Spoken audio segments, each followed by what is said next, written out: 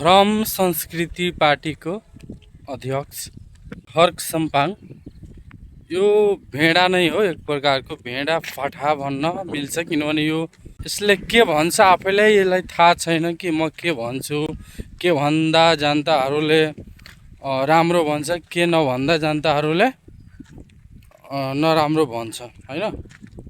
के भन्दा ठिक हुन्छ कि नभन्दा ठिक हुँदैन भनेर यो भेडालाई थाहै छैन फटालाई। अहिले एउटा स्टाटस लेख्दैछ कि राजा नै चाहिने भए किराती राजाको हैन बारेमा बोलौँ भनेर।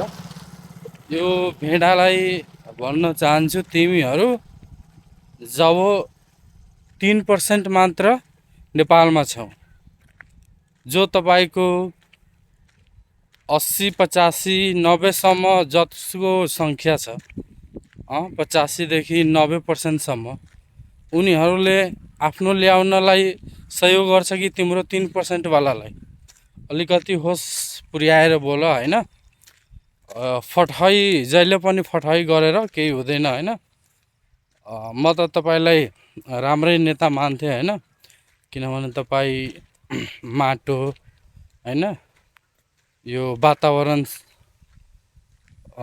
जोगाउने नेता हुनुहुन्छ, त्यही भएर राम्रो मान्थे। तर कुनै कुनै यस्तो पोस्टहरू आउँछ, स्टाटसहरू आउँछ तपाईको कि एकदम फठाई बन्न मिल्छ हैन। बाँकी तपाईहरूलाई कस्तो लाग्यो सबैजनाले कमेन्ट गर्नु होला।